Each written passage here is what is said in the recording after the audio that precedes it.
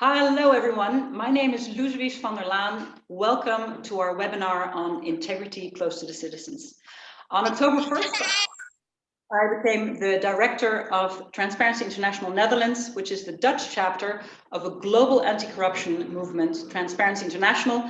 I hope you already know us. I hope you know the annual Corruption Perceptions Index that we bring out and many other reports. And one of the ways we like to work is to bring together various stakeholders to see how we can work together towards solutions to have a world full of integrity. So I'm extremely delighted to be here today. I used to be a member of the European Parliament, so I'm a passionate European. And as you can imagine, having a report which compares the best practices between local authorities on how to promote integrity is something which is very, very close to my heart. There's a lot of interest. I'm apparently not the only one whose heart beats faster when it comes to these kind of issues. We have people from more than 10 European countries. Welcome to everyone on the YouTube. Please know that if you want to ask any question or interact, please put your questions into the chat and then we can make sure that we map them to the various speakers that we have. And we have some really wonderful speakers here today. Just for the way that it's going to go today, we have two guests of honor that I will introduce shortly. Then there will be a presentation of the main findings of the report by our researcher, Emma Bakker. Then we have Alain Hoekstra from the Free University of Amsterdam, who's going to present his report because, as it often turns out, great minds think alike. He has done a report along the same lines, and of course we coordinated so that we have findings not just from 5 local authorities, but with his we bring it up to 8, and you'll see that a lot of the results are quite similar. And then we'll talk to some of the local authorities involved in the report, after which we will go into a discussion on the importance of this and of course the next steps. If at any point you want to ask questions or join the debate, please write it into the YouTube. Feel free to tweet about what's going on here, #localintegrity. And we really welcome you, and it's great to have you on board. So the first thing I want to do is to show you the report, which we're very proud of. Now, normally, of course, when you hand over first copies of the report, you can do it physically, but since we're in Corona time, we cannot do this.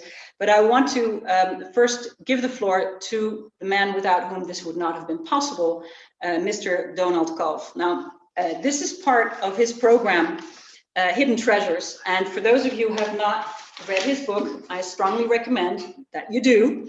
It's very inspiring, and the quote I'm going to give you an idea of what it's all about is that he writes, "We believe Europe's hidden treasures offer an essential, compelling starting point to rethink Europe by retrieving its lost identity and strengthening its self-confidence." Well, I think that's a wonderful way to approach this. So this is your baby, Donald. Without you, we couldn't have done this. You have the floor. Please unmute yourself. Yes, I did, and thank you so much for your very kind words.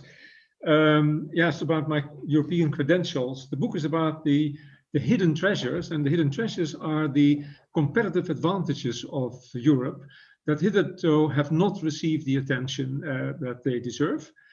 And there's a general principle that if you want to improve, you better strengthen what's already strong. And I think that there are all kinds of structural reasons why Europe is less corrupt than other trade unions trading blocs in the world, and there is ample reason to have this advantage and to build on that advantage. And then focus on cities is almost obvious. We're moving to a world where we are being governed by the EU, by the regions, and the cities. And the structural reasons are clear. The demographic move from towards the cities is unrelenting. The cities become the economic hotbeds and are the kernel of social and cultural renewal. There is the tendency that governments delegate all kinds, that national governments delegate all kinds of tasks to the municipalities, with all the problems that gives. And then the problems that now emerging, that where there is economic growth and where there is money, then the underworld is bound to get interested. And that is a major challenge for most, if not all, of European cities. So that was something of the background. I've been a very critical sponsor of this, but in the end of Kirsten and Emma Luzewies produced an excellent report. I think it's a stepping stone, and it's already showing its function, because it's bringing other people into the realm of improving the fight against corruption at the municipal level. Okay, with that and all my thanks, I hand back to you. Thank you so much, Donald, and thank you for your unrelenting support, critical, constructive, and everything. And without you, this wouldn't be here. So I would now like to go to the president of the Committee of the Regions. I'm trying to see where it appears in the picture, calling in all the way from Greece. Which is, I think, wonderful the way these things work when we work together in Europe. Now, if we had been together, I would be physically handing you over a copy, and we didn't manage to actually get it to you in Greece because of the mail seems to be struggling with Corona almost as much as we people are. I cannot think, of course, of a better institution to give this report to, because of the importance of the regions, and no one better, of course, than you to illustrate and to underline how important it is that integrity at the local level is also guaranteed. You have the floor, please, Mr. President. Thank you very much. Thank you, Director van der Laan, for the kind welcome and for the invitation to this very interesting roundtable. As President of the European Committee of the Regions, that represents the 1 million European local and regional politicians, I'm really honored to at least virtually hold the first copy of this explanatory study in my hands, and hopefully soon I will be holding it literally. Ladies and gentlemen, I like to see our democratic system, the system that we live in, as the European house of democracy, with a protective roof, which is the European Union, with strong walls, which are the member states, and with a solid foundation, a foundation that would be the local and the regional authorities. This house, like any house in the world, cannot stand if it is weakened through fraud, corruption, and favoritism. In other words, without strong foundations. All elements need to be strong and incorruptible. While emphasis has been put on the European level and the national level, the foundation of Europe, our communities, cities, villages, have received less attention, but are also extremely relevant for keeping the walls straight and the roof weatherproof. Therefore, I really welcome very much so this interesting publication that provides relevant insights and recommendations in setting up or even improving integrity systems for our citizens and communities. As you know, local and regional leaders are the closest link to the European citizens. And as our first annual regional and local barometer showed, the one that we presented in October in Brussels, we continue to be the level of government that is most trusted from the Europeans. Keeping this trust and living up to it is therefore of utmost priority for us. So I will happily share this study of Transparency International Netherlands within my institution, and I would like to propose several possible ways of cooperation. First, in line with your recommendation to broaden the research on local integrity systems, I would like to suggest to start a pilot project with our members from the Commission for Citizenship, Governance, Institutional and External Affairs, the Civics Commission, and of course the regions and cities, we could start with an exchange with the Commission under the guidance of its president, Mark Speisch, the Secretary of State for Federal, European and International Affairs from the biggest German region, North Rhine-Westphalia. And additionally, we could discuss about applying your developed scheme on a voluntary basis in the cities and regions of our CIVEX members. Second, on an annual basis, the European Committee of the Regions publishes the regional and local barometer that I described you earlier. In the chapter on the state of democracy, we could envisage including evidence-based information from your research following a larger report on local and regional integrity systems.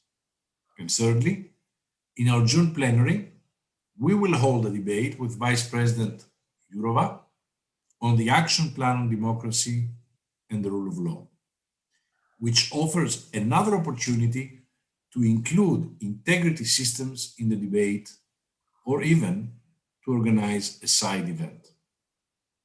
Moreover, I am open to exploiting possible joint events or activities together, possibly also with the Congress of Local and Regional Authorities of the Council of Europe. So Director van der Laan, thank you very much once more for this very interesting study that I'm really looking forward in holding in my hands, and of course for the invitation today.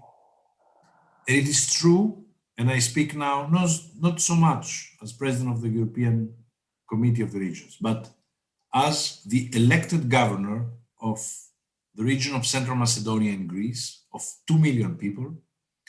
I will tell you that the issues that we are dealing with today in this discussion, as well as in the study, are issues of utmost concern for us, the people who lead regions and cities all across Europe. So I want you to know that you can envisage me as a very strong ally and friend of this great effort.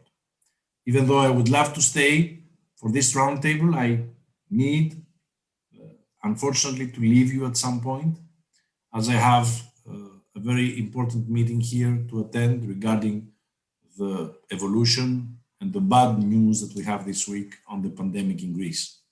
So I wish you an interesting discussion, and I'm wishing you all the best for your further research. We, the European Committee of the Regions, and myself are here to help and assist you. Thank you very much. Thank you so much, Mr. President, for these not only wonderful warm words, but also for these very concrete steps on how we can work together in the future, because an exploratory study is the first step, but actually working with allies and partners so that we can exchange best practices and deliver to all our citizens the integrity that they deserve is, I think, what we're all about. So we wish you good luck with the situation in Greece, with all the wonderful work that you do. Evcharisto. And hope to see you next time and maybe in June for the event, which we'll be very interested in. Thank you so much for attending. Thank you. So we move to the next part of the program, which is the presentation of the substance of the report. It is my great pleasure to introduce to you our researcher, Emma Bakker. And Donald Kalf already indicated that this was not a sole project. And I want to give a special shout out to our colleague, Kirsten van Loo, who is the one who got the train on the tracks. Thank you, Kirsten. It was not hard after all the good work that was done by you to drive it into the station with all these results. So without further ado, Emma Bakker, you have the floor. Hello, everyone. So I will be talking a little bit about the report, of course, that we are presenting today. And what I want to talk about is the goal of the report in the first place, the method that we used, and of course, also some of the outcomes. So as we will see today, the role of integrity, and actually, as we already heard, is very, very, very important, and also on the local level. I will not go into this, as many of the speakers will talk about this later. But the starting point of this research was that even though we know that integrity on the local level is important, there is little known about the way integrity can be secured. a way to secure integrity is through the implementation of an integrity system. Rather than a system, it makes sense to call this an integrity ecosystem, as it's constituting all the elements that help to secure integrity. So this report is an exploratory study into the best practices of several local authorities that have a high quality integrity system in place already. The study takes into account 5 local authorities positioned in different areas of Europe. So we have Rotterdam in the north, Vilnius in the east, South Dublin County in the west, Diputación de Guipúzcoa, and I'm not entirely sure if I pronounce it right, but I hope I do, in the south, and Vienna in Central Europe. So as you see already here, we are not only looking at cities, but also at a region, which is Diputación de Guipúzcoa, and part of a city, and all of them have their own integrity system. And next to the different geographies, these local authorities differ in their size, but also in the way they have structured their integrity system, which makes them a very interesting mix for this study. So all integrity systems were researched by means of interviews with the responsible integrity officers and desk research. Based on this data collection, we found several themes that came back in all local authorities, and this formed the framework for the analysis in the report and also the recommendations that you can find in the report. I won't have time to go into them in detail, but they are of course described in the report that has been published on the website today. And for now, I will just highlight 2 important findings that we do in the report. So one of the first things that we found was that all local authorities have a different way of positioning their integrity system within the municipality. A spectrum can be created from centralized to decentralized. With this, I mean that some municipalities have structured their integrity system in one specific place, for instance, an office, whereas other municipalities had a more decentralized approach in which integrity officers could be found in each department of the municipality. So there are different arguments to be made about effectiveness here. First, I can say that there is no best approach. It very much depends on different factors such as the size of the municipality and available resources that work best. However, what we have seen is that it is actually the best to kind of find some sort of balance between a central position that ensures the visibility and the independence of the integrity system, and also a more decentralized structure that ensures the embeddedness within all layers of the municipality. So a second finding that I want to discuss is that for the effective functioning of an integrity system, we found that it is very important to implement a feedback mechanism. And with this, I mean that the system in place should be revised based on, for instance, the breaches of integrity and also new developments. So besides punishing someone that commits fraud, it is actually equally important to also investigate what in the system made it possible in the first place to commit this fraud. And this is also where another recommendation comes in, namely the recommendation to collect data about wrongdoings. It is very important to gain a better understanding of the functioning of the system, and one part to do so is through the collection of data about breaches of integrity. So another important element to keep the integrity system up to date is to focus on new developments and risks. Examples are digitalization or new legislation that bring in new risks and that should be accounted for. So what becomes most clear here is that the fight against breaches of integrity is never finished. For an integrity system to be effective, it needs constant attention in ways of education, availability to report wrongdoings, clear codes of conduct, data collection of wrongdoing, and so on and so on and so on. So it is on this last note that I want to praise the integrity officers for the work that they are doing and the constant adjustment they keep on making to let municipalities be a more ethical place. It has been a pleasure working with all of you, and I hope that we can continue to share these best practices. I hope we can continue to share best practices in the future, and one of the projects to do so on our wish list is to investigate how we can help smaller and less well-funded local governments. We should also like to deep dive into risks around public procurement and how to mitigate these risks. Thanks. Thank you very much, Emma. As you can see, we're actually in the same physical place, but keeping our distance. So thank you for that very succinct summary of the report, but of course all the details are in here. Now, as chance would have it, the University of Amsterdam was researching into the integrity systems of 3 other cities, of Antwerp, Amsterdam, and Munich, and we did coordinate together. And it's always interesting to see when you fly at something differently. So we are a think tank and an advocacy organization, and we want to focus on practical tools. And when you have the academics going at it, that we actually came up with some very similar recommendations. So it's wonderful to have Alan Hoekstra here, and I'm going to give you the floor, Anna. Thank you, and thank you also for giving us the opportunity to present our research at this round table. It was a joint production with Leo Hubers, André van Montvoort, Christophe Demke, and Jeroen Maaschalk. And the conjunction of the 2 research projects on local integrity systems, I think that's very remarkable. And it indicates for me, on the one hand, a joint or shared concern for local integrity on the one hand, and on the other hand, a shared ambition to better understand and to improve local integrity systems. Having said that, I would like to turn to the next slide, please. And that slide will give you a very broad overview of some background information of the research project. It was commissioned by Dutch Parliament, and we focus on local government organization, and to be more precise, on local civil service organizations and its civil servants. That means political integrity was not included in our research.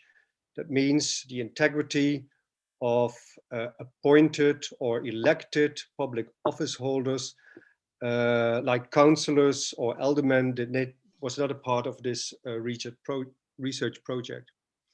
We assessed 3 cities, as mentioned before, Munich, Antwerp, and Amsterdam, and we used a theory-based assessment framework for assessing the quality of the local integrity systems.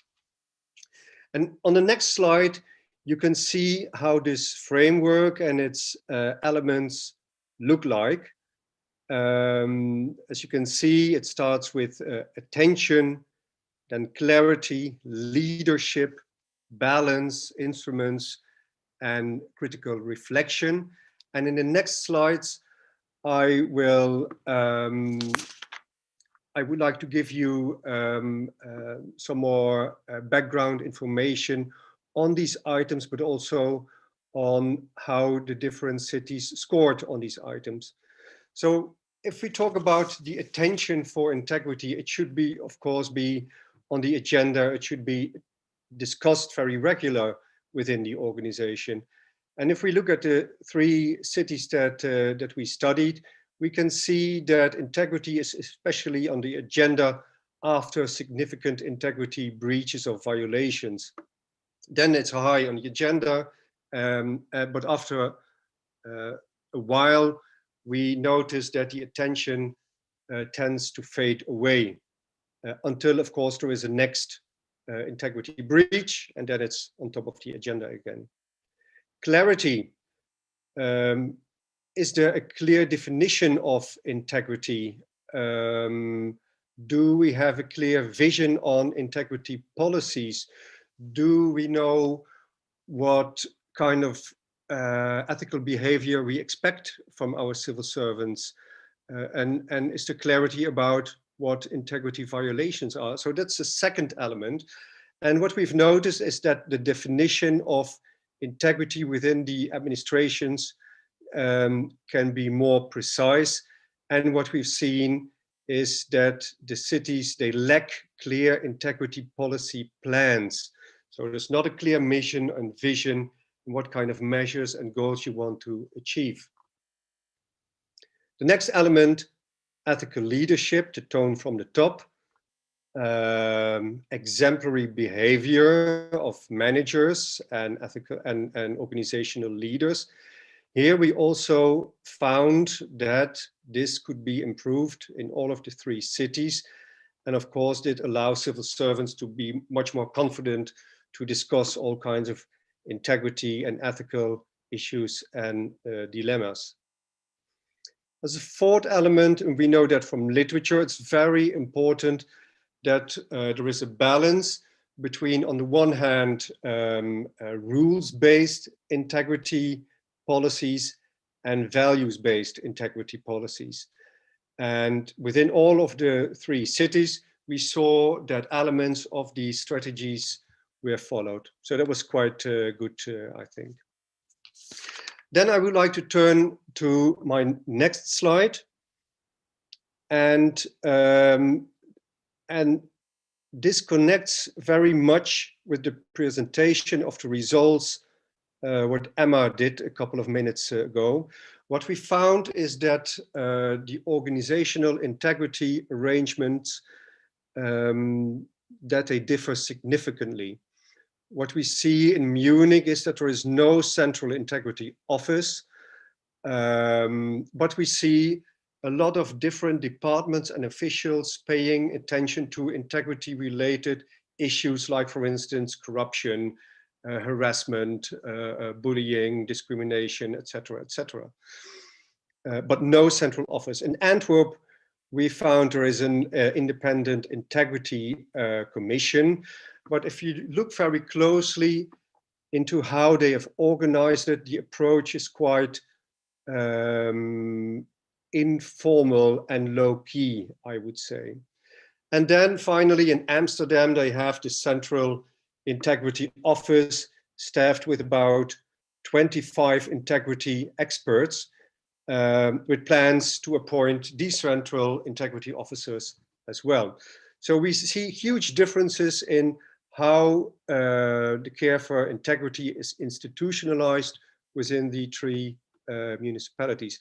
And finally, that's also consistent with Transparency International's recent research findings. If we look at how the integrity policies, instruments, and the system as a whole is monitored, evaluated, and assessed, then we see that that mechanism is clearly lacking. So I think that needs much more attention in the future years. For now, thank you for your attention, and Luis, back to you, please. Thank you so much, Alain, for joining us. And it's really wonderful to see that we have now the results of 8 local authorities and how much they align and all the, I think, good recommendations that can come from that. Now, we didn't get all of our 5 local authorities here to join the roundtable, but we have 3 of them. Rather than going through the different findings in the report, which everybody can read, I wanted to just toss one question to each of our participants so that we can get the debate started. And I'm going to start with Tatiana Rusenko, who's from Vilnius.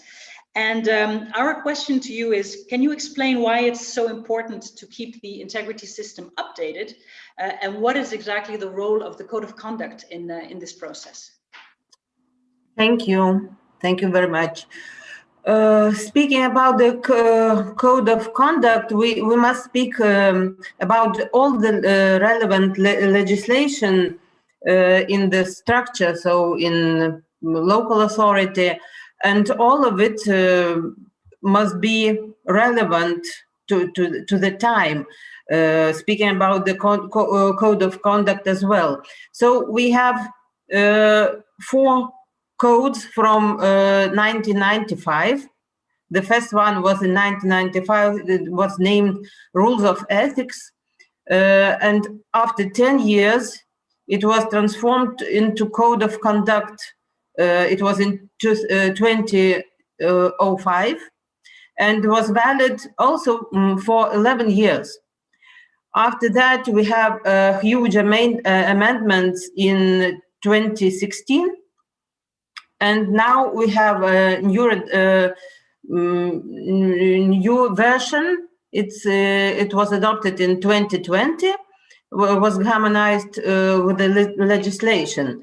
The main transmissions were made in 2016. The code became very detailed in regulating behavior in many aspects. One of it was the behavior when the bribe is offered or given, and many other aspects of transparent behavior. But what I want to say that at the same time, it's very important from my point of view that the constant changes wouldn't become the main aim itself. So because people sometimes get tired of monitoring the constant changes and eventually can start just to ignore it. So there must be a good balance between stability and the needed changes. So I think that we succeeded in doing it now. Absolutely, that's the impression we got too. I mean, we did pick Vilnius because of the exemplary best practices that were there, and that we wanted to make sure that we could share them quite widely. So thank you very much for your participation. And thank you. It's great to have you here. Now, going from the northeast to the west, I would like to go to Christina Hurston of South Dublin County. And I would be grateful if you could tell us a little bit more about your public procurement procedures, where you, I believe, have a very effective system. And considering the massive amounts of money that are, with public tenders and procurement that we have going on at the local level all over Europe, this is, of course, one of the areas where integrity risks are huge. But you seem to have managed to crack the system. So could you share with us how you've done that? Great. Thank you, Luis, and thank you for the invitation to speak with you this afternoon and maybe share some of our experiences. And just to say, I'm going to attempt to share a presentation. No, that's okay. I'll talk through my slides. That's okay.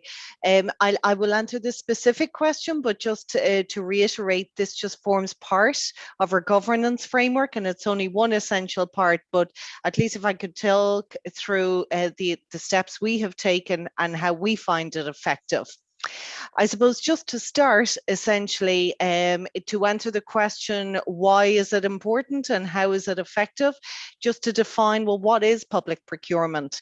And essentially what we say to anyone that engages with South Dublin County Council or starts working here, in simple terms, it's the acquisition or purchase, whether under formal contract or not, of work, supplies and services by public bodies such as ourselves.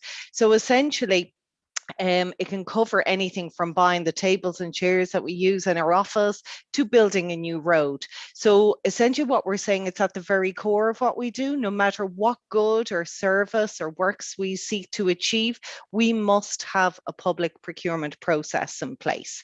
So that's our starting point. Then essentially, why is it important or how is it effective? I would like to say that structurally it's built into the organisation in that our mission statement in South Dublin is to make our county a vibrant and inclusive place for the people who live, work and visit and do business here now and in the future. So taking that very strong mission of the importance of having an inclusive, vibrant place, we added it to our core values. So our core values cover from customer service, sustainability, inclusiveness, innovation and creativity. We also have accountability and transparency and value for money. So we've two essential values that underpin everything that we do. You're probably wondering, when am I going to talk to you about our processes? But I feel it's essential to say that you really need to build it into the structure. It can't be a standalone piece. So we have our own effective high standards of openness, transparency, and compliance with all relevant public procurement directives, legislations, and guidelines. But essentially, we develop a plan every 3 years. We have just drafted our 2021 to 23 plan, which sets out the objectives we hope to achieve specifically around corporate procurement, the values that will underpin, the objectives we try to aim, and we set about metrics that we will measure our performance on.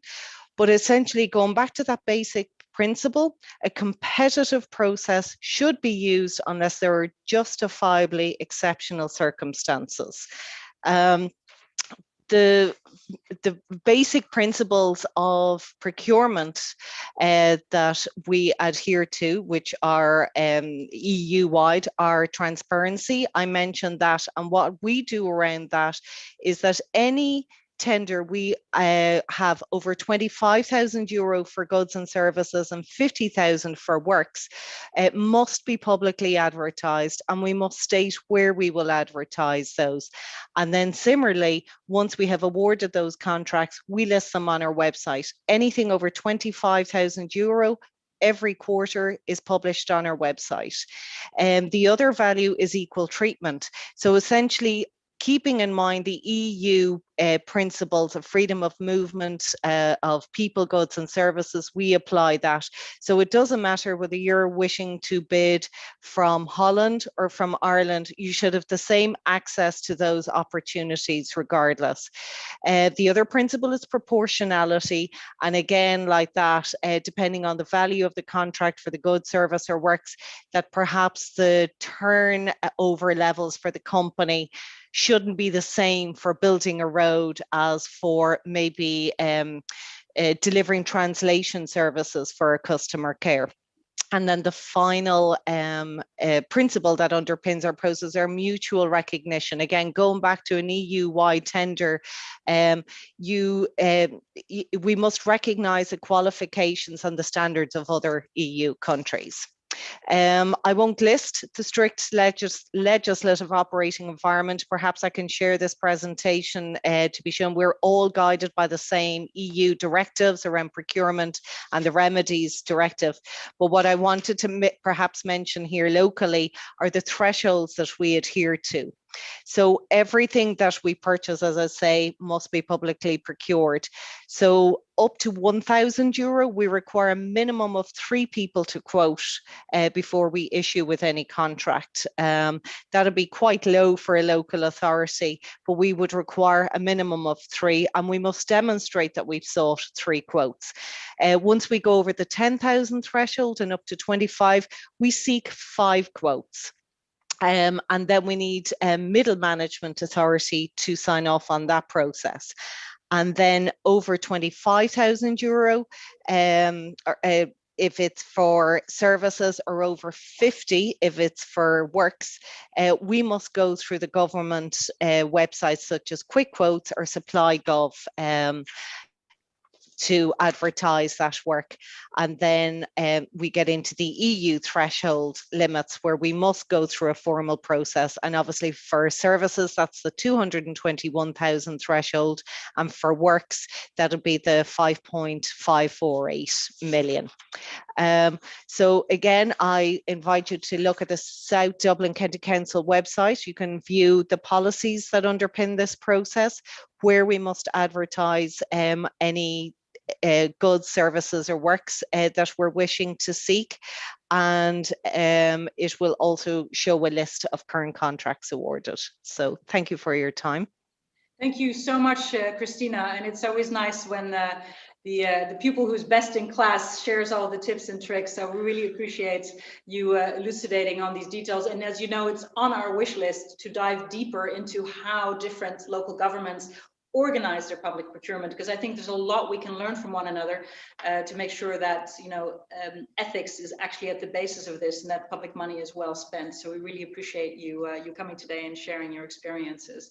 So then last but not least, but because we're in the Netherlands, we thought we would keep the Dutch for last. I'd like to go to the municipality of Rotterdam. And I think one of the things we found quite unique about your approach was the link to research, to work with academics and to researchers on improving the integrity system. So Roelof, could you share a little bit with us of how you work with researchers and what the benefits are? Yes. Hello to all participants from the city of Rotterdam. Unfortunately, from my own living room and not from our beautiful city hall. My name is Roelof Stolk and I'm an integrity officer at the city of Rotterdam. Let me first thank Transparency International Netherlands for making this step in bringing together local governments on such a complex and context-specific subject as integrity is. Rotterdam and our mayor are very active internationally, and we have established a strong cooperation on many different topics with local governments around the world. But unfortunately, with integrity or international cooperation actually stops with our beloved neighbor Antwerp. So in line with our ambitions, we are more than happy to participate in this project and represent Rotterdam today at this roundtable. Coming back to your question, in Rotterdam, our integrity system is built around 5 different priorities. And one of these 5 priorities is to keep in close contact with partners in science. And as a public servant myself, I'm convinced that it should be a general aim for governments in every area of work to find close cooperation with scientists in the field. But integrity especially, as our work in this field is highly dependent on constant changes in the norms and values accepted by society. And keeping track of these changes and in keeping our integrity systems up to date with the latest developments, it's only manageable by staying in close contact with science and our partners. And being in contact with science for us in Rotterdam in practice entails that we, in the first place, we actively take part in a national network of integrity officers and scientists. Secondly, we have created our own network of specialists and scientists and actively maintain this network. And as a result, in cases where we deal with complex issues and are in need of an outside perspective, we have an easy and fast access to a wide range of scientists for advice. And getting advice can range from a short telephone call to a full in-depth research. For example, last year we asked Utrecht University, Leonie Heres, to do an extensive research on undesirable work pressure in the workplace of public servants. And at this moment, we are already incorporating these findings and recommendations of this research in our trainings. And this research really showed us that science can be put into practice. And the last example is a very big and important next step for our city. In cooperation with Erasmus University, our city will establish an academic chair at Erasmus University for a professor at special appointment, together with a PhD student. Both will research integrity at the level of local administrative bodies. And with this academic chair, we really hope to give a strong impulse to the academic research on public integrity, and again, bring science and practice closer together. Thank you. Thank you so much, Roelof, for all these details, and congratulations on establishing a special chair for this subject. This is, I think, wonderful. It's going to, I think, provide a lot of research. I hope a lot of it will be in English as well, so that we can share them with our colleagues in Europe and around the world, because I'm pretty sure there will be a lot of relevant issues being approached here. So thank you very much for that. We are, when it comes to the time, we're a little bit over time, but I can see a lot of questions or answers are happening in the chat, in the YouTube. So I think we can keep the questions and answers going there. If people want to chime in, please chime in writing. But I want to make sure we get to our guests first, because now we're going to talk a little bit about how these things work in practice. And the first guest I would like to introduce in this is Tom de Bruin, who is not only a member of our advisory board, but also a very experienced local city councillor from my home town of The Hague. And after he left the municipal council, a lot of things started to go wrong. I don't know if there's a causal connection there, Tom, but in any case, a local populist party, Groep de Mos, joined, and they are currently being prosecuted. I have the list here or membership of a criminal organization, civil servant corruption, perjury, to name just a few. And I think this illustrates the risks and dangers, I think, especially of integrity in local systems. So, Tom, perhaps you can share your experiences with us. Please put on your sound. Unmute yourself. Thank you. Not yet? Yeah, thank you very much, Luis, and congratulations on the report. I read it with great interest and pleasure. As the report says quite rightly, every local area has its own specific context. And I would like to share some of my own experiences in the city of The Hague as a former deputy mayor. I learned actually quite quickly that integrity problems, as was mentioned before, are relevant at two levels. First of all, on the level of the elected politicians, and secondly, on the level of the conduct of civil servants. Sometimes these merge, but most of the time these are two separate problems. First of all, on the level of politicians, I worked both at local level and at the national level, and by the way, at the European level.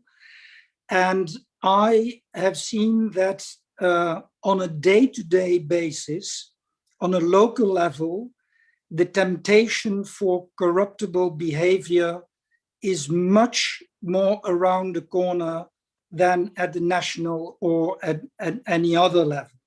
And this, of course, is due to the very short distance between elected politicians and the citizens of our municipalities.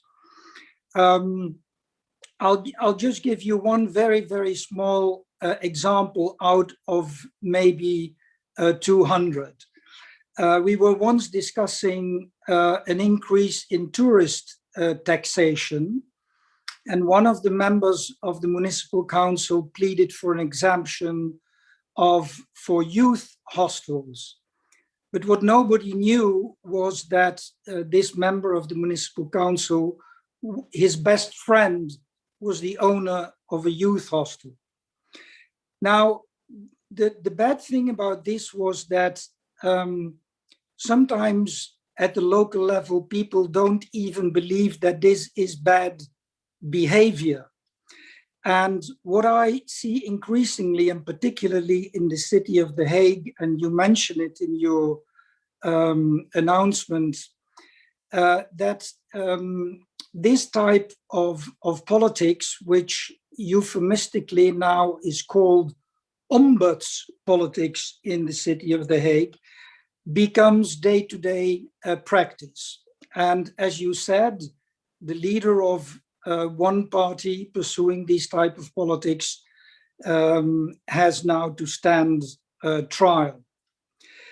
How to tackle this? I think basically there are two ways. One is the way of the rules, and I would like just to mention one which I think is very urgent, and that are rules on the funding of local political parties. In the Netherlands, we have rules on national parties, but not on local political parties. And they are dependent on local funds, and that makes them extremely vulnerable. And the other one is, of course, and that was mentioned by Alain Hoekstra quite rightly, is a constant putting on the agenda the awareness of integrity problems. And this in practice proves to be extremely difficult, both at the level of individual political parties, but also at the level of local institutions. And I think that this is an uphill struggle in which, particularly in the Dutch context, the mayors of the cities will have to play a very, very important role. It's like within a company, if the CEO doesn't believe in a particular policy, it will never get off the ground. The same thing at local political level.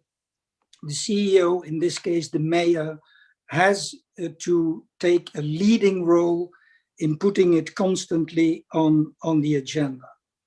Now, on the level of the civil servants, and as the report noted and Donald Kalf quite rightly said, the problems have increased with the devolution of many, many tasks from a national to a local level. And that also has increased the possibilities for fraud and corruption. And I would like to mention one element here in particular, and that is that municipalities confronted with these problems have a real dilemma, because on the one hand, they have to deal with extremely professional organizations, like constructing companies, like organizations working in the social domain or in the health sector. And they can only cope with that if they themselves have very experienced civil servants. But the more these civil servants have experience in a particular sector, for example, construction, the more they get entangled in that sector and the more they become vulnerable. And that vulnerability can take two forms. One is that sometimes not corruptible behavior can take place for the benefit of the municipality. I give an example. What happens very often is that construction works get in a budgetary way out of hand. And then what happens is that the construction company says, all right, I'll take part of the cost, but behind the scenes, they strike a deal that on a future project, that company will get the award. Now, that clearly is not in the personal benefit of the particular civil servant, but it is to the detriment of competitors and thereby also corrupt behavior. And the second one is, of course, if by that entanglement, which very often starts, as I have seen personally, on a very low level, you are invited to join for an interesting football match, but then gradually it becomes closer and you get into a situation that you are extremely vulnerable. So what I have learned from that is what is extremely important for municipalities to tackle that problem, apart from many things that have been mentioned in the report, both from TI and from the University of Amsterdam, is that local governments make a very, very regular risk assessment. That is really crucial in tackling the problems. And I would say that it would also be necessary, once you have made those risk assessments, that sometimes, because with due respect to all the integrity officers who play a very important role, sometimes they do not have the knowledge to investigate. Sometimes, in view of these risk assessments, you need from time to time random checks by external expertise. So those were a few things that I learned from my experience as a deputy mayor, Luis. And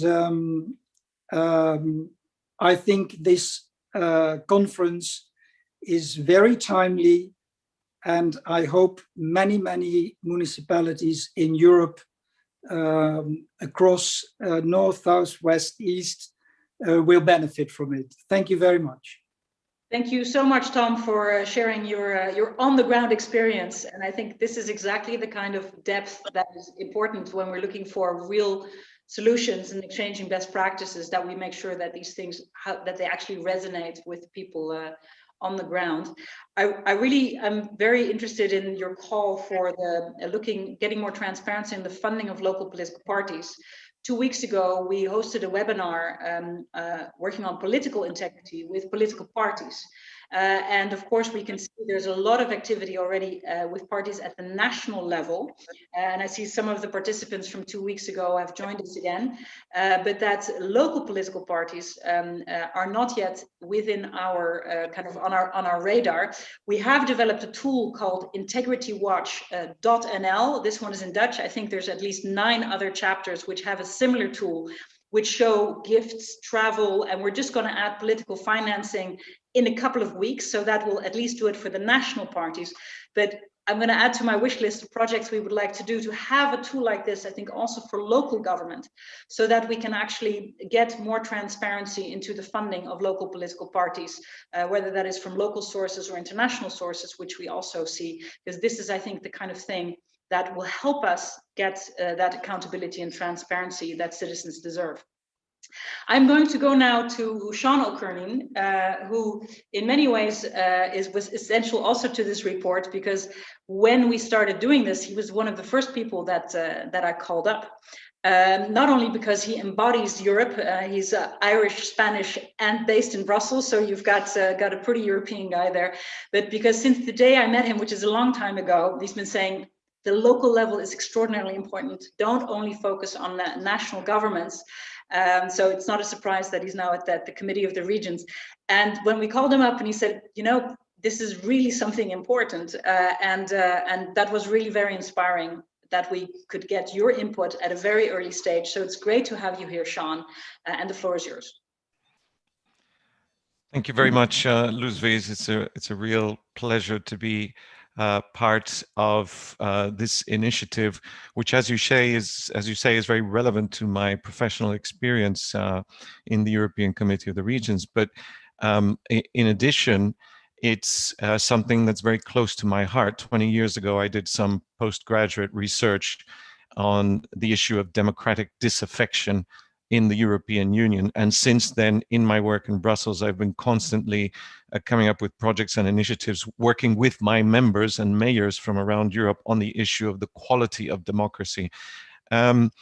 Which brings me to the few words that I wanted to say, very much following on what we just heard from Tom, and that is elaborating a little more on the question which may be obvious to all of us, but really needs to have strong arguments, and I would like to give some strong arguments to back it up, and that is the question of why integrity is important. And I'd like to split into 2 parts. One is, why is this report important? And then follow on with why integrity itself is important. And let me just start with 2 thought experiments. Imagine, for example, you have a friend who's an architect and he comes to you and he says, look, I'm bidding for a contract for this major construction project and I would like to be one of the architects on it. And I have to, in my bid, I have to provide a list of 5 architects as part of my team. They don't really have to be architects and it's perfectly legal. Would you mind if I put your name on that list of architects? And you say, well, okay, if it's a favor to you, you're a friend and it's perfectly legal, then yeah, put my name on the list. And then a few months later, he comes to you and he says, actually, I did really well and they've given me an even bigger contract than I expected, but it does mean that I can't do the work on my own and you're going to have to help me. And you say, hold on a minute, I don't know anything about architecture. What are you saying? And the friend says, yeah, I'm sorry, but it has to be the names that I provided on the list. Well, if that were to happen, I'm sure none of us would want to buy an apartment or whatever it was in that building. Second thought of experiment, slightly, very similar, but slightly different. Imagine your friend is a doctor and he's bidding for a contract to perform surgeries, or he or she, is bidding for a contract in a hospital. And as a favor, and it's perfectly legal, you say, yeah, add my name. And then a few months later, the doctor comes and says, actually, I did really well, and you're going to have to perform surgery on the patient with me as well. And of course, you say, what? This is crazy. I know nothing about medicine. Well, the fact is, these two examples, which of course would not be allowed, would not be under any circumstances allowed, that an architect or someone who knows nothing about architecture should be allowed to design a building, or someone who knows nothing about medicine to operate on patients, is a little bit, the comparisons are not entirely valid, but you'll understand my point. It's a little bit what we do with our democracy. Frequently, and I have seen this firsthand, and I've been involved in local election campaigns, especially in those countries where you have the list system, but not only, you'll have someone coming around saying, look, I want to run for the local council. There are 20 seats on the council. I need 20 names on the list. You know, do you mind if I put your name on the list? And a lot of people turn to family and friends and they say, yeah, sure, put me on. There's no risk of getting elected. But lo and behold, the candidate has been incredibly successful and has had a few people elected, including people who never expected to be elected. And what happens? Well, suddenly someone who has never had any training, has never really thought about how government works, finds themselves not only elected, but also because of coalition negotiations, is actually in charge of public procurement, of security, or managing budgets, etc. So, and as we heard from Tom, it's not just elected officials, it's also the civil servants. And Francis Fukuyama wrote a brilliant book called Political Order and Political Decay. It's a long book, but it's full of historical evidence which demonstrates how absolutely crucial the role played by a professional, an impartial, and an incorruptible civil service is to provide quality democracy. So if anybody has time, look that book up. It focuses on the national level, but it's entirely applicable to subnational level. And that's why, now, the reason why I said those comparisons of the doctor and the architect are not entirely valid is because, of course, in democracy, we want all citizens to have a right to be elected. That's a fundamental part of democracy, but it does carry that risk. So how do you square the circle? And that's why I wanted to start off by saying how important this report is. We've heard the importance of training and education in the integrity systems. This report, I think, is going to be really important to help to square that circle where any citizen has the right to be elected or to become a civil servant, but also learn and be able to perform their functions in a competent way. Second aspect I wanted to focus on very quickly is why does integrity matter? I mean, all of us here, I think, probably take it for granted, but we may need arguments when we go and talk to people outside as to why integrity matters. Well, especially at subnational level. The OECD has been publishing figures year after year after year, which show that 1/2 of all the public investment in the EU is carried out by subnational government. 1/3 of all public expenditure is carried out by subnational government, and 1/4 of tax collection is carried out by subnational government. So the subnational level of government is responsible for massive amounts of taxpayers' money, of managing that taxpayers' money. And as we heard earlier from President Tzitzikostas, there are in the EU approximately 1 million elected representatives at subnational level and almost 90,000 local and regional authorities. So the challenge of ensuring competent government at subnational level is huge. It's a monumental task. And it's important for good management of taxpayers' money. And my final remark is, it's not only important for that reason, it's also a moral question. There is increasing academic research into the quality of democracy at subnational level. There are a number of very interesting books that have come out, and they're starting to show that in some countries, which we consider, there's a general consensus, are good functioning democracies at national level, what is happening at subnational level, in fact, is quite concerning. And that there are authoritarian, anti-democratic leaders at subnational level, regional and local, who are carrying out or conducting politics in anti-democratic ways, privileging family connections, controlling the local media, infiltrating the judiciary, and delivering public services in a clientelistic way. So my final remark is we must not, and this is the message we must also carry beyond this circle of interested people, we must never fall into the trap of thinking that because democracy functions in a reasonably good way at national level or at European level, if it doesn't function properly at subnational level, we don't have a quality democracy. We will have citizens who suffer the consequences of poor government and even a kind of tyranny. And I don't have time to go into examples, but yes, there are tyrannical practices that happen also at local and regional level. So thank you very much. I'll end there. Over to you. Thank you, Sean, and for people who didn't need it, a very sobering note about the dangers and the risks if we don't take this seriously.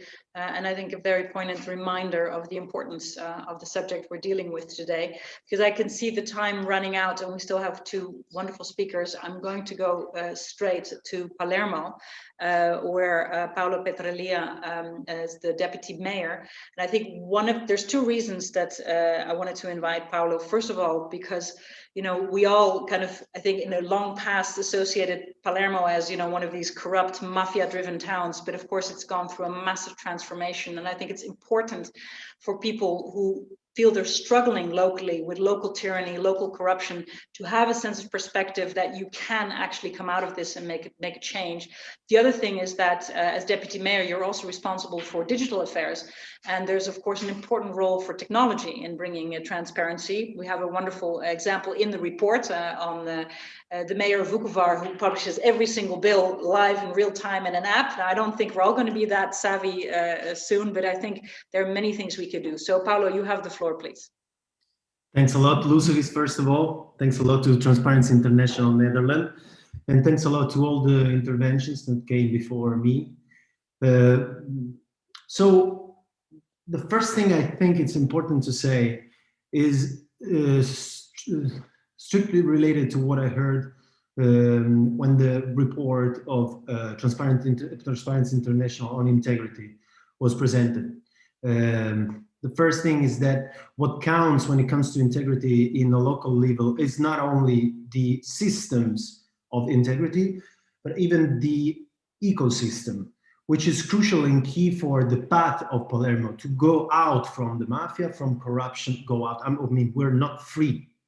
We are not, the cleanest city in the world, but right now, for example, criminal organizations is no longer a local problem, it's definitely a global problem. So for sure, we're not free from the mafia, we're not free from corruption cases, but there is a path, and I would say a cultural path. That's why I connected this to the principle of ecosystem of integrity. That is very important in the path of Palermo to be at least governed no longer by the mafia. Because the mafia in Palermo was not only a criminal organization in the 80s, in the 70s, in the 60s.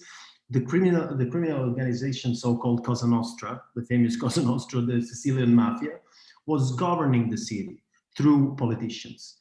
There were politicians belonging to certain parties, which were mayors, deputy mayors, councillors. They were governing the city. Right now, we're totally free from this presence of criminal organization in the institutions. Even the church was filled with people close to the mafia. And there are cases that tell us about this. So first of all, I think when it comes to integrity, one thing we can say, talking about the situation, the local situation here in Palermo, is that the ecosystem has totally changed, and has changed even the perception of the people when it comes to corruption cases, for example.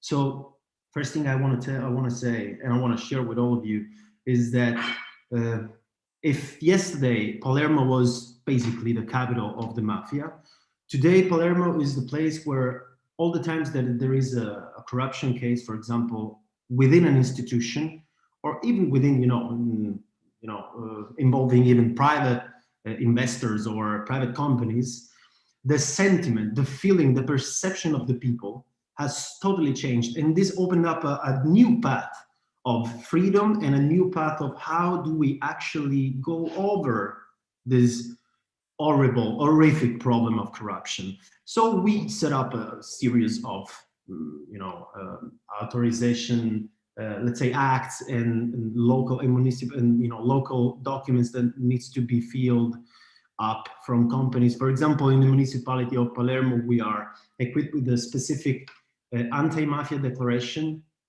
that all the people that ask the municipality for authorization of building properties or any kind of authorization, even for starting up a private activity such as a bar, they always have to fill up a declaration of anti-mafia, and there are specific questions that you need to fulfill.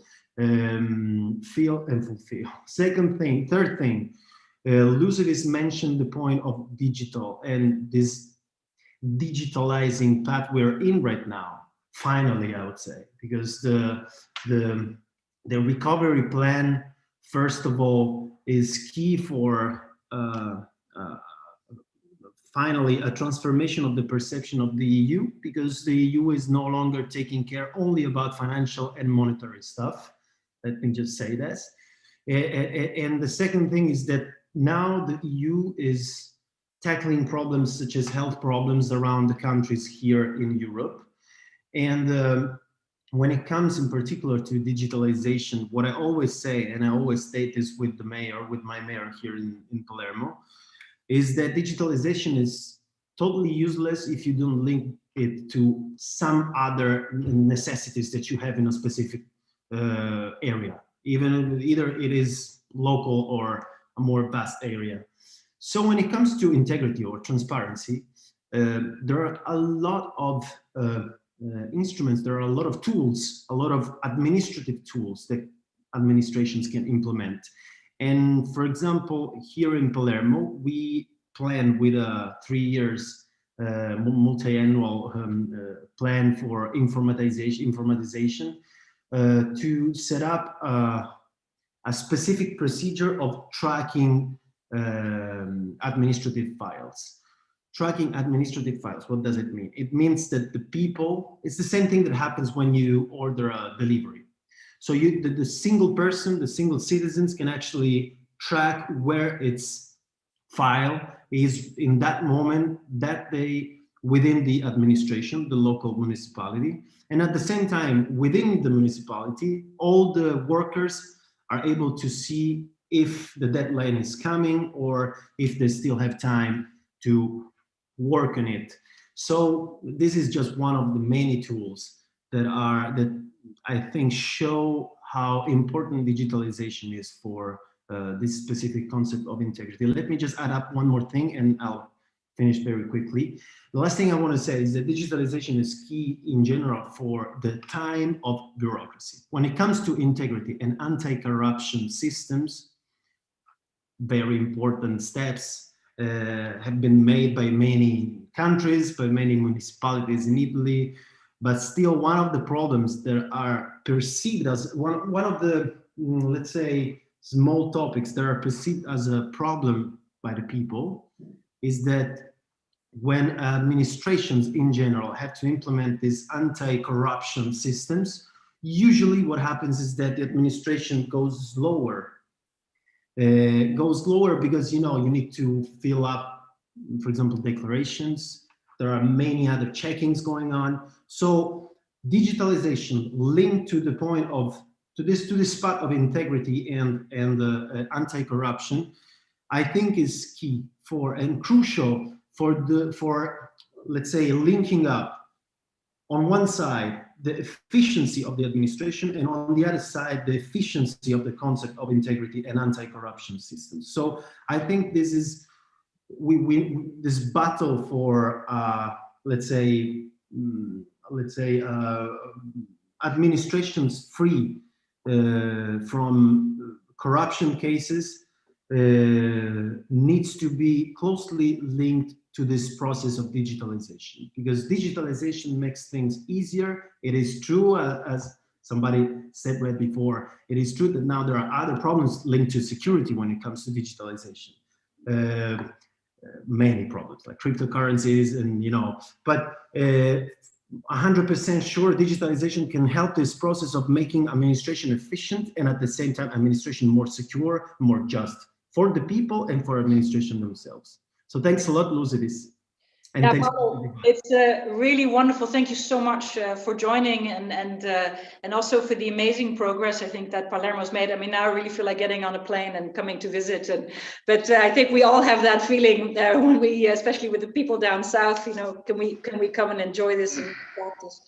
And I think the digitalization is one of the many tools that we can use to bring integrity closer to the citizens. And I think it's very inspiring to hear the journey that Palermo has made.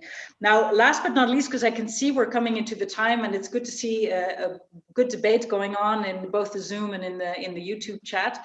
I want to come to Hungary, because I think what a lot of people don't realize when we talk about the threats to the rule of law and democracy in Hungary is that not all of Hungary is run by Mr. Orbán and Fidesz, but that actually there are many towns, including Budapest, that are in the hands of the opposition. And there's a lot of things you can actually do at the local level, despite what may be happening at the national level. So Miklos, I'm super happy that you are joining us and that you can share a little bit of how you are helping various local authorities in this way forward. Thank you very much, Luis. I'm realizing that I'm the overtime bonus. So how much time do I have? Like 10 minutes or just 5 or 5 minutes I have? Okay, so if I'm a transparency people, I'm a lawyer with TI Hungary, and if any one of the audience thinks that Hungary is a country plagued with corruption, that corruption is endemic, and the government of Hungary is more like a source of corruption instead of an organization, you know, to stop corruption, well, that perception or that impression is fairly correct. But picture is not black and white, as Luis mentioned.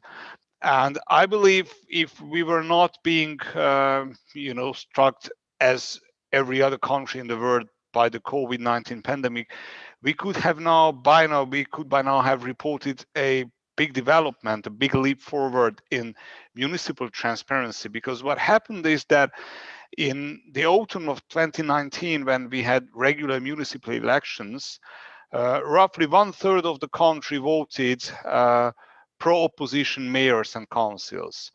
Budapest is the biggest city in the country. 40% of Hungary's GDP is produced in Budapest. 20% of the population of Hungary lives in Budapest. And Budapest is now under a pro-opposition mayor. And the same is for other big major cities, regional centers in Hungary.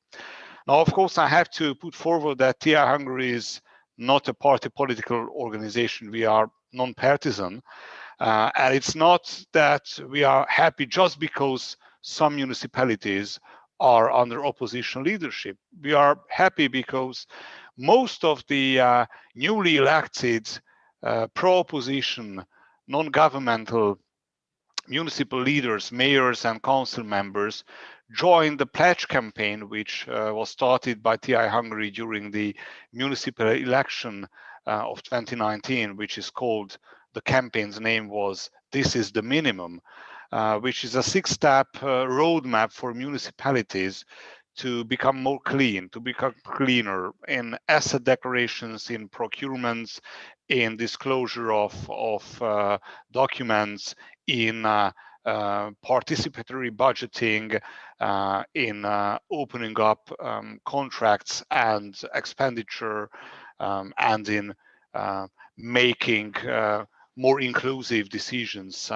at the municipal level. And we have some very good starting points, cooperations with individual municipalities, big ones and little towns as well, who asked the help of TI Hungary to have their bylaws and regulations on procurement and on spending and on contracting revised, to have advices on how to make a participatory budgeting scheme to involve local people in the spending of local revenues. And also some very concrete and individual work on bad, toxic contracts concluded by previous municipal leaderships. And this is an ongoing track, so the job is very, very far from being done. But the central government of Hungary, the parliament of Hungary, so to say, put in the meantime serious constraints on municipalities with an excuse that this was necessary to, tackle the consequences of the COVID-19 pandemic and to manage the crisis that follows from the pandemic, which entails basically the financial suffocation of big municipalities by diverting local tax revenues to the central budget. These are vehicle tax, local business tax, fees that were collected by the municipalities after parking lots. And this is like an emptying out of the local treasuries. One may say that the COVID-19 pandemic and the economic consequences are a big problem for everyone, and there's a price to pay. But basically, the government of Hungary is compensating some of the municipalities, surprisingly, only those municipalities which are under Fidesz leadership. So these are bilateral or individual dealings between municipalities and the government, and somehow municipalities that are under opposition leadership or non-partisan leadership are somehow excluded from these compensation programs. So the thing is that there is a clear possibility, there is a clear trajectory for improvement, clean procurement practices, more honest local leadership, more inclusive local government. But there is, in the meantime, a dynamic which drifts things to the opposite by financially annihilating and suffocating municipalities, and by over-centralizing competencies, decisions, and revenues which formerly used to belong to the municipal level. And we still don't know where this goes and how will this end. We keep on hoping, as I believe everybody else all over the world, that the COVID-19 will sooner or later be over and we can, shift back to normal. We know extra empowerment to the government, we know rule by decree, we know diversion of municipal revenues. But I wonder if municipalities will get back all the power and the revenue which they used to enjoy and used to have, so as that they fulfill their mission. But TI Hungary is still here, and the picture is not so gloomy or not so black and white. We are still being asked and hired and contracted by municipalities to help them get a cleaner and more inclusive program, to help them set foot on a trajectory of sustainable and inclusive development and growth. We hope that this will be the way out of the crisis. I hope that I was still in the time limit. Absolutely. Thank you so much, Miklos, and congratulations on all the very important work that you do under very difficult circumstances, both politically and with the pandemic. And it's I think you should know that, this is like a community of people who care about these issues, and it's wonderful to have you on board. And rather than try to summarize everything that happened here, I think it's wonderful to see the level of engagement, people participating, but also the discussion going on in the chat. I think one of the really important things is how are we going to make sure that we can share these best practices and help especially smaller municipalities, because if you have the resources of Rotterdam or Vienna or Budapest, of course, you know, you have staff and you have money and there are things that you can do. It's very different if you're in small towns, also where people know each other much closer, where people are entwined in many different ways. So to help them and to see that we can learn to make sure that some of these learnings are applicable, I think will be extraordinarily important in the future. So that's definitely very high on our wish list, as it is, of course, high on our wish list to investigate some of these specific issues, like how do you do procurement in a very good way? How do you use digitalization? So all of these things are things I hope we can investigate in the future, and that we can do this together, because I really am very inspired by the many people who are here from all different parts of Europe, and the knowledge and the experience and the commitment to ethics that we see here today. So since I know that we're already over time and I'm standing between you and your dinner or your drinks or picking up your kids, thank you so much to all our speakers, all our participants, the people who worked on the research, on the reports, the wonderful people here who helped make it technically possible. We couldn't have done this if it weren't a group effort. We at Transparency International Netherlands love bringing people together. This is a multi-stakeholder effort, and that we could do it with so many friends and colleagues from Europe makes this really a wonderful afternoon. Thank you all, and I look forward to being in touch. Have a really nice afternoon. Thank you, Luis.